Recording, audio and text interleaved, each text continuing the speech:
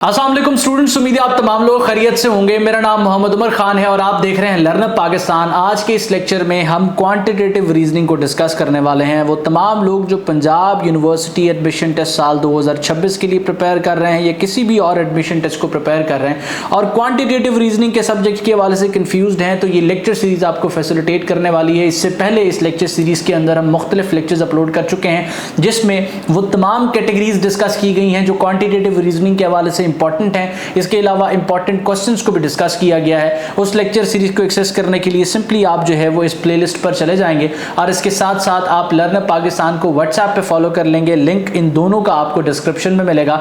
WhatsApp पे follow करने का फायदा यह है कि आप अपडेटेड रहेंगे और आपको तमाम जो अपडेट्स हैं वो बर वक्त मिलती रहेंगी।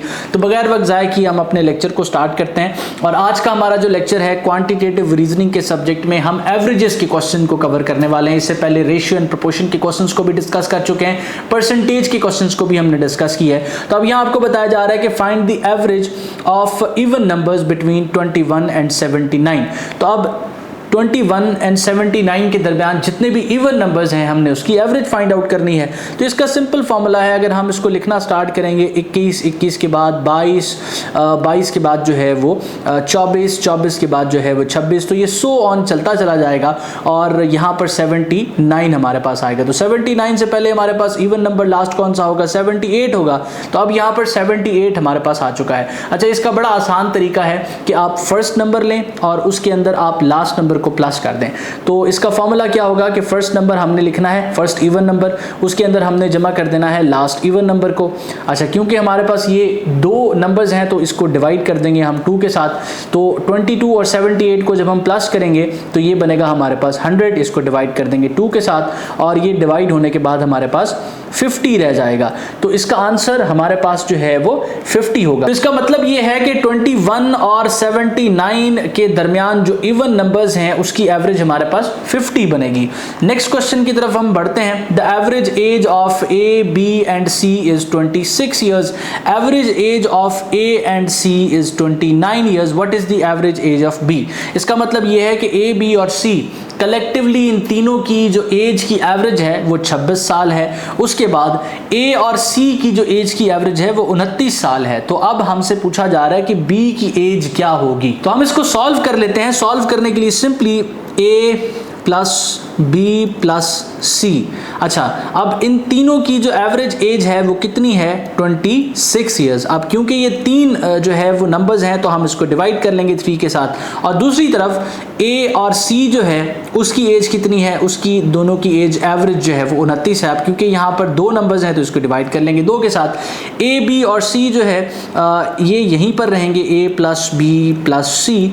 और ये 26 जो है इसके साथ ये 3 यहाँ डिवाइड हो रहा है, यहाँ आके मल्टीप्लाई हो जाएगा।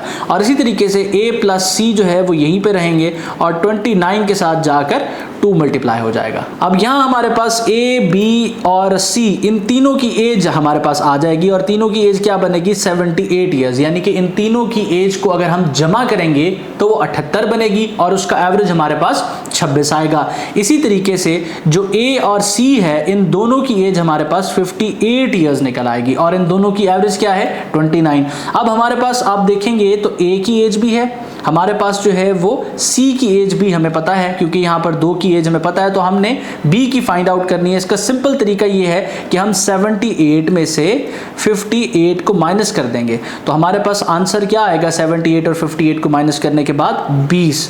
तो 20 ईयर्स जो है वो एज बनेगी, किसकी एज बनेगी? बी की। तो ऑप्शंस की तरफ बढ़ें तो ऑप्शन बी जो है वो इसका दुरुस्त जवाब है। अब अगर आप एक ऐसे कैंडिडेट हैं जो चाहते हैं कि इसी तरह के रेलेवेंट क्वेश्चंस आपको प्रोवाइड किए जाएं जिसके through Punjab university admission test को आप प्रिपेयर कर सकें, तो आप लर्नअप पाकिस्तान की गाइड बुक्स पर रिलाई कर सकते हैं। ये मुख्तलिफ कैटेगरीज में अवेलेबल है। अगर आप PUM को प्रिपेयर कर रहे हैं तो लर्नअप पाकिस्तान की ये गाइड बुक PUM की कैटेगरी आप ऑर्डर कर सकते हैं। इसी तरीके से PUCSP भी अवेलेबल है, AHS भी अवेलेबल है, PUE की कैटेगरी के लिए भी ये गाइड बुक अवेलेबल है, CSS और PUCOM के लिए भी अवेलेबल है।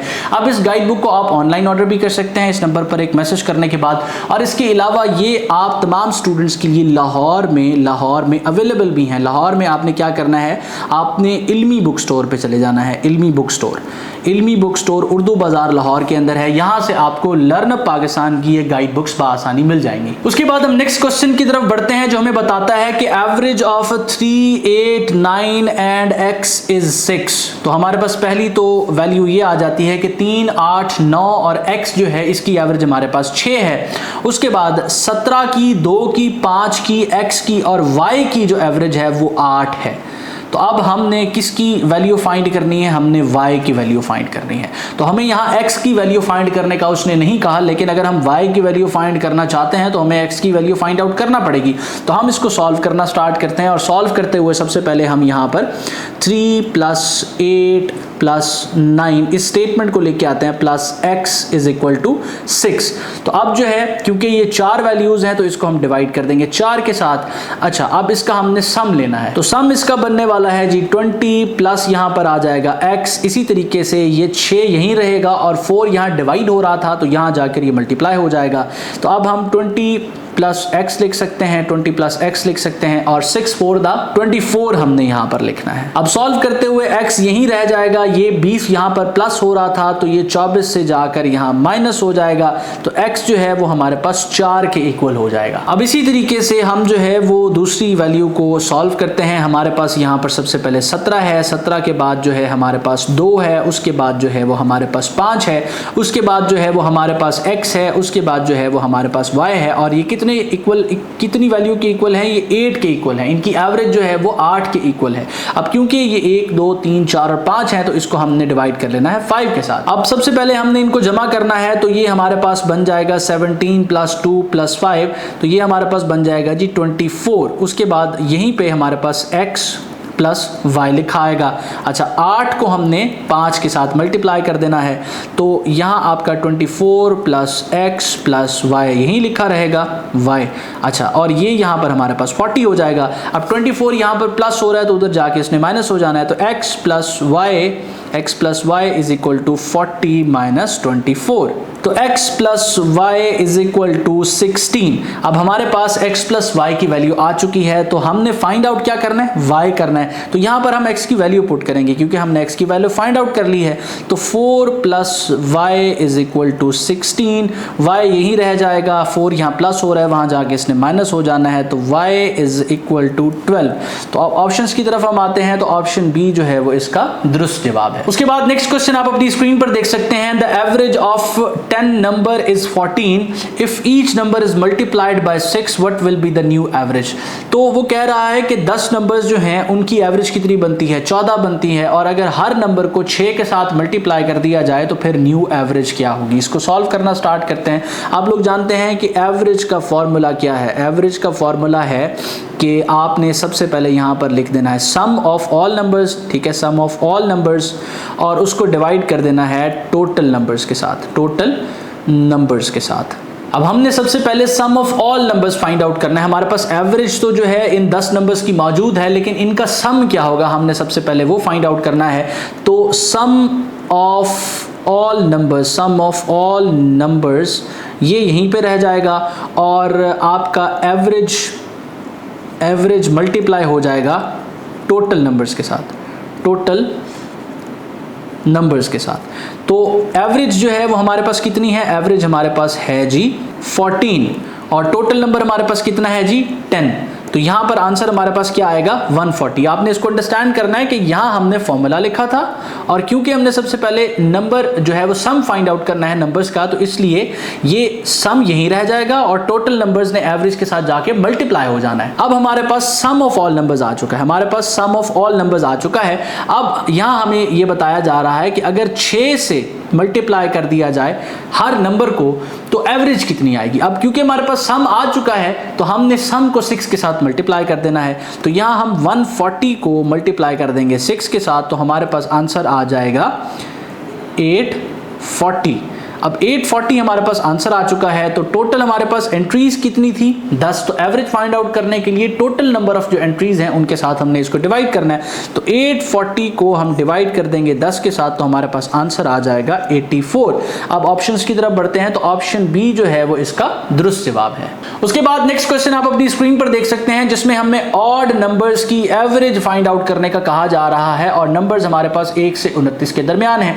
अब इसको सॉल्व करने का आसान तरीका मैंने आपको बताया था कि आपने 1, उसके बाद जो है वो 3, उसके बाद जो है 5, इस तरीके से ऑनवर्ड लिखेंगे और 29 आपके पास आएगा। तो अब बजाय इसके कि तमाम नंबर्स को हम सेपरेटली करें, इसका फॉर्मूला यही है कि पहले नंबर को और आखिरी नंबर को एक दूसरे से जमा करें, यानी कि 1 + 29 हम कर देंगे, और क्योंकि ये 2 एंट्रीज हैं तो 2 से ये डिवाइड हो जाएगा इसकी एवरेज निकालने के लिए। अब यहाँ हमारे पास आएगा 30 और उसके बाद हम इसको डिवाइड कर देंगे 2 के साथ। अच्छा, 2 1 द 2 और 2 15 द 30।